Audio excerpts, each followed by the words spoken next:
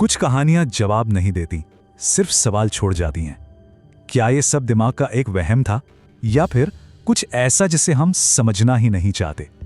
ये कहानी रोहित की है और वो आज तक उन्हीं सवालों के साथ जी रहे हैं। क्योंकि एक बात तो बिल्कुल तय है कि उस रात के बाद रोहित कभी पहले जैसे नहीं रहे। ये बात है 2021 के आखिरी महीनों की। रोहित की नाइट शिफ्ट लगी थी एक सरकारी गेस्ट हाउस में, पर वो कोई आम गेस्ट हाउस नहीं था। हाईवे से काफी अंदर एक वीरान मुर्दा सी इमारत, ऐसी जगह जहां दिन में भी एक अजीब सी खामोशी रहती थी और रात तो वहां सिर्फ अंधेरा नहीं लाती थी। उस रात भी माहौल बिल्कुल वैसा ही था, हड्डियों तक पहुंचती ठंड और धुंध की एक मोटी चादर जो धीरे धीरे सब कुछ अपनी गिरफ्त में ले रही थी। उस अकेलेपन में रोहित का साथी कौन था? बस एक फोन, एक छोटी सी टॉर्च, आने जाने वालों का एक रजिस्टर और एक पुरानी चरमराती हुई कुर्सी। बस यही थी उसकी पूरी दुनिया। गेस्ट हाउस के गेट के ठीक बगल में एक बहुत बड़ा बरगद का पेड़ था, किसी पुराने दैत्य की तरह अपनी शाखें फैलाए, इतना घना कि दिन की रोशनी भी उसके नीचे आने से कतराती थी।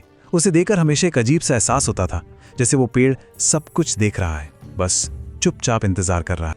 और फिर आया वो वक्त, रात के 12:47। रोहित को यह वक्त आज भी ऐसे याद है जैसे कल की ही बात हो, क्योंकि उसने अभी अभी रजिस्टर में आखिरी एंट्री की थी और तभी उस मुर्दा खामोशी में एक आवाज गूंजी, बहुत धीमी, एक सरगोशी, जैसे हवा ने ही उसका नाम पुकारा हो।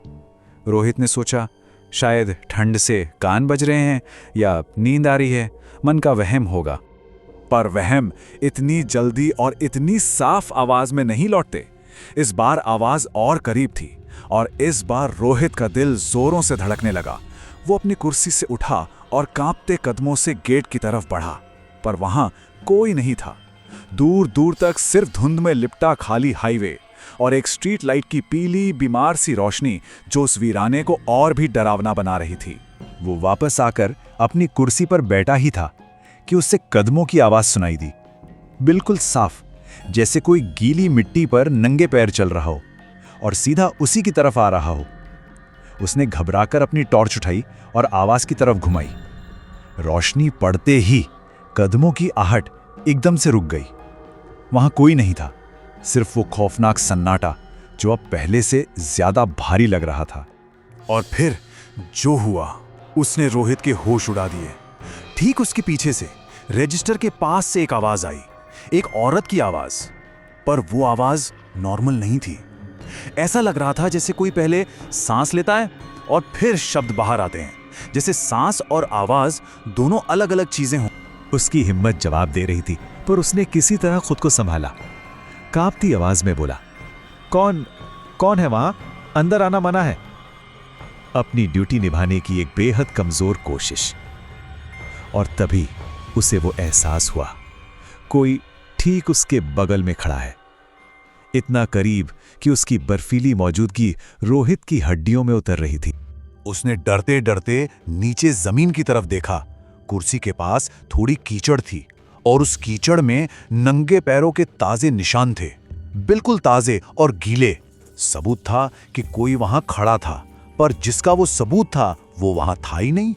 जब डर बर्दाश्त से बाहर हो गया तो रोहित ने आखिरी उम्मीद में उस पुराने केयरटेकर को फोन मिलाया जो उससे पहले यहां काम करता था। शायद उसे कुछ मालूम हो। फोन पर दूसरी तरफ से एक घबराई हुई बूढ़ी आवाज आई, बेटा उस बरगद के पेड़ से दूर हो जा। 2014 में वहीं एक नर्स ने अपनी जान दी थी, नाइट ड्यूटी पर थी वो भी। इतना कह के फोन कट गया। रोहित का खून जम गया। उसे गांव वालों की वो बातें याद आने लगीं, वो अफवाहें जिन्हें वो हमेशा हंसी में उड़ा देता था, कि रात के वक्त उस पेड़ के नीचे एक लड़की दिखती है जो गार्ड का रजिस्टर पढ़ती है। और फिर खौफ अपनी आखिरी हदों को भी पार कर गया। गेट पर लगी घंटी अपने आप जोर जोर से बजने लगी। उसके सामने रखा रजिस्टर, उसके पन्ने खुद ब खुद पलटने लगे एक एक करके, जबकि हवा का नामो निशान तक नहीं था। पन्ने आखिरी पेज पर जाकर रुके और वहां रोहित की अपनी हैंडराइटिंग में एक लाइन लिखी थी, एक ऐसी लाइन जो उसने कभी लिखी ही नहीं। ड्यूटी पूरी होने से पहले कोई घर नहीं जाता। जैसे ही उसने वो लाइन पढ़ी, उसी पल उसकी टॉर्च बंद हो गई। हाईवे की अकेली स्ट्रीट लाइट एक बार झपकी और फिर चारों तरफ घुप स्याह अंधेरा छा गया। उस जानलेवा अंधेरे में रोहित को अपने कान के ठीक पास किसी की ठंडी सांसें महसूस हुईं और फिर एक सरगोशी सुनाई दी।